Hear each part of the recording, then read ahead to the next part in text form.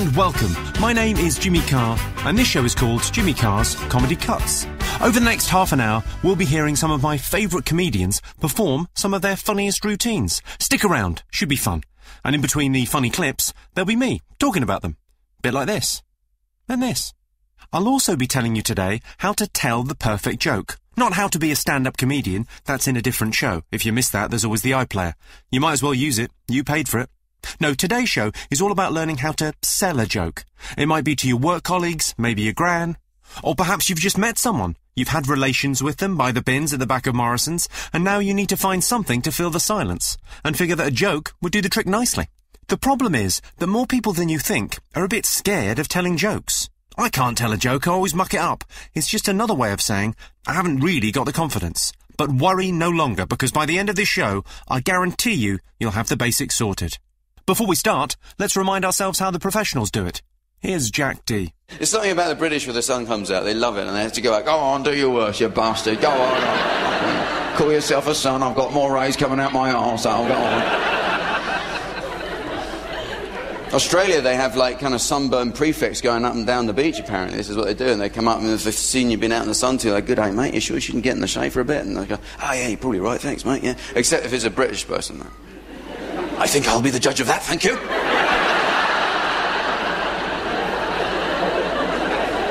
They will just burn out of pride, that's what you get, you know. You see so many sunburn cases at Gatwick as well. This is the place where you get it. You know that long kind of travelator thing that you sort of stand there and it moves along? It's like a staircase that doesn't go up anywhere. And you're standing there going along the long thing to the gate, and then suddenly there's a whole load of people walking back the other way who've come back from their holiday. And they're all going... You get that sense that you're on just a kind of conveyor belt. You're just going to go through like a donut machine, come back, and that's it. You ever do that when you're having a chat with someone and they kind of gob on you like that? It's a horrible thing, that, isn't it? You don't know when to move it. You know, they're talking, you can no longer listen, or you can concentrate on. You just gobbed on my face, you filthy. Can't believe I'm doing this, and you're too embarrassed to actually remove it. And probably he's thinking I just gobbed on his face. I don't think he's noticed. That's the worst thing, and people with moustaches, they're the worst when they're drinking beer and they kind of like, you can see the little bullets of phlegm and stuff kind of collecting, and it's only a matter, just in case they just get to that one word that, and then, you know, you get a kind of 12-ball effect on you. That's the big dilemma, when to actually wipe it away without causing offence. We're so kind of, I wouldn't like to spat in my face, but I don't want to complain, but sooner or later I would like to remove the offending article, but let's just wait until, you'll wait 20 minutes till the conversation has changed, and then you'll be subtle about it. Yes, I see. Yeah. These days, most young Australians use the same method in order to avoid harmful rays from the sun. They come to Britain.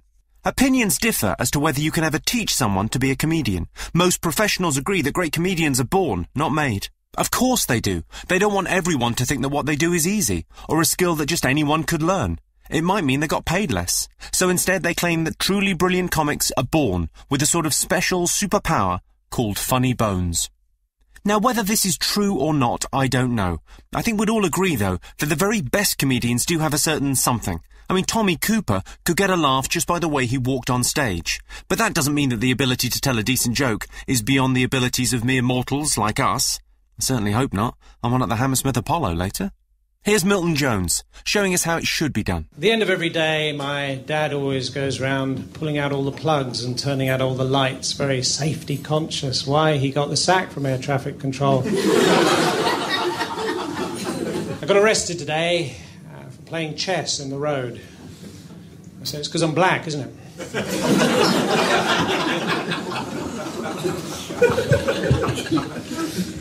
I have been to prison. Oh, yeah. Day one. The cell is very small, just a toilet and a wash-hand basin. Day two, discover my cellmate has locked me in the bathroom. Turns out he's a professional counterfeiter. He even has the certificates to prove it. I think I'm only going to get through this ordeal if I'm grown up about it. Oh, goody, bunk beds! Lights out at 10, although mine are punched out much earlier.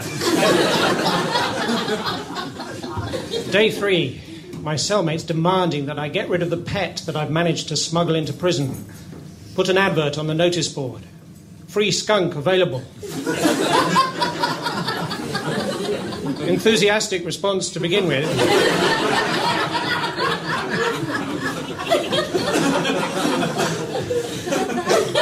Then it all seems to go a bit sour.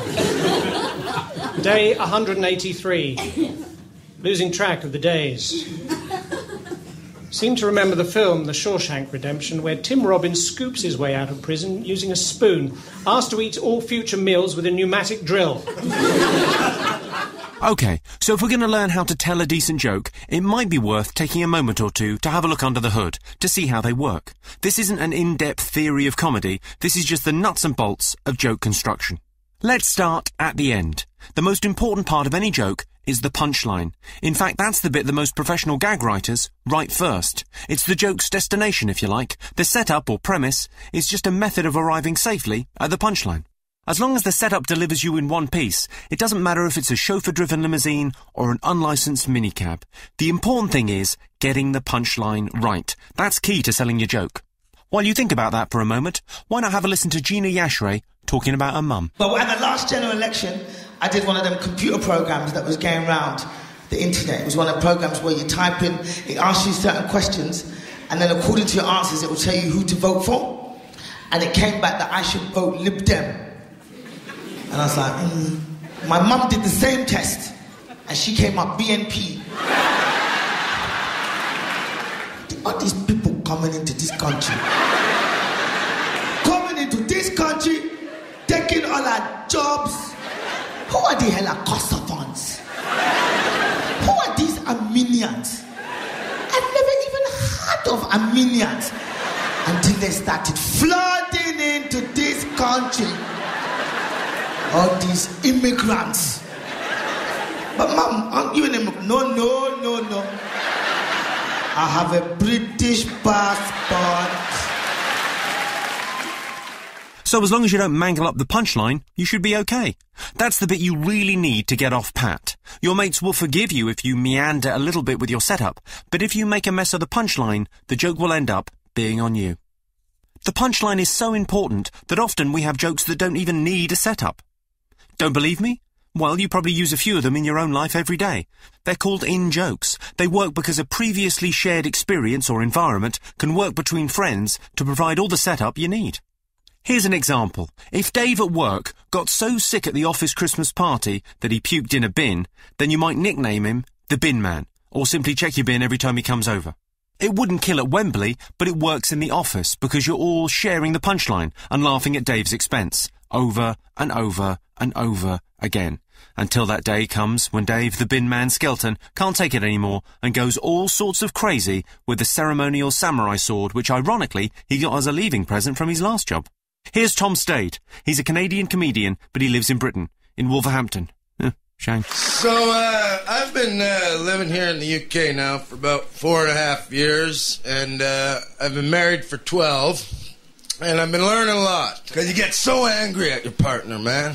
You know what I mean? And you gotta learn not to solve those battles in the heat of the moment.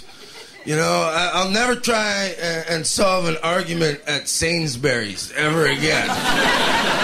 Do you know how bad I felt watching my wife and kid walk home alone that day? Huh? Them potatoes look heavy, man. Okay, but to be fair, she did chuck the keys at me because I was a loser. And that's when I realized, you women, you don't use words for what they're for. You use words for attention. When she chucked them keys at me and I was a loser, she wasn't saying that. She was saying, I'm having a really bad day right now. And I just want a hug.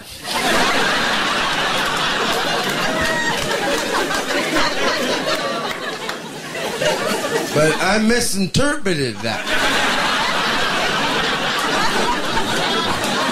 We're gambling all our money away. After a while, it's the little things that I argue about with my partner, like the way she leaves the top off the toothpaste, or why she won't let us have a threesome with her sister. So, let's recap. Whilst we can all agree that a truly exceptional comedian has a sort of special quality that makes everything they do seem funny, that doesn't mean you have to be Eric Morecambe to tell a decent joke. Telling jokes is more of a craft than an art form, and crafts can be mastered with just a little bit of practice and a basic understanding of the rules. We also know that the punchline is the most important bit of the joke, and once you get that right, then everything else should pretty much fall into place. Now, with that in mind, get ready for my 5 basic rules for telling a joke. While the truly diligent among you go and grab a pen and paper, the rest of us will have a jolly good laugh at the lovely Sarah Millican. But when I became newly single, a friend of mine bought me a teapot for 1 cow. She's not my friend anymore. She's not even alive anymore. She's alive, she's just heavily disfigured. Some kind of teapot-related incident. But I had a bit of a New Year's resolution this year, decided that I was going to start watching me weight. I realised watching me weight doesn't imply that it's going to get any less, does it? Just like I'm documenting how fat I'm going to get. But I think because my downfall is cakes and puddings, I don't really drink an awful lot, and I was going to say I don't do drugs, but I did have a space cake once. I just heard the word cake. I just found it really dry. I mean, I might not know drugs, but I do know cake. I just think a bit of buttercream wouldn't have gone astray. It's almost like they hadn't thought about the cake part at all. But I think I'm like everybody else in that there are bits of me I really don't like, and I really don't like my legs. And recently I decided, sod it, nobody cares but you, just wear a skirt. So I wore a skirt, and on the first day of wearing a skirt, I got whistled at by a builder. How good is that? Wasn't so much a wolf whistle as he went...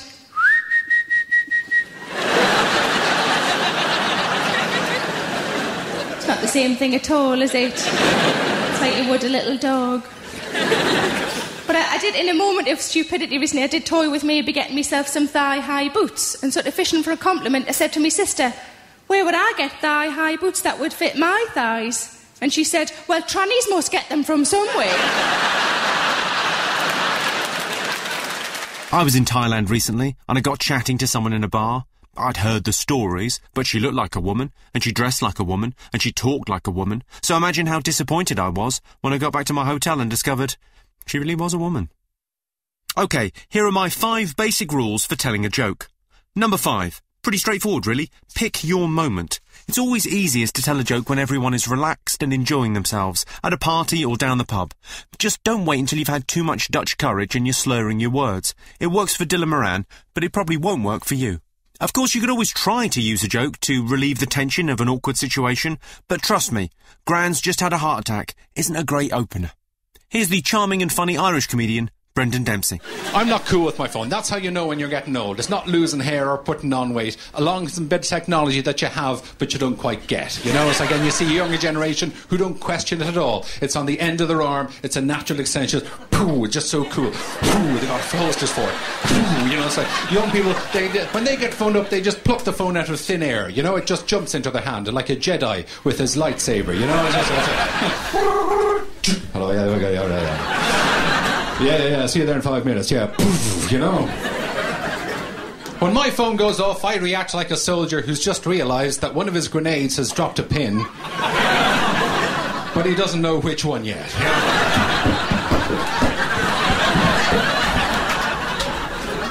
Panic stations for me. I can phone with it, I can text with it.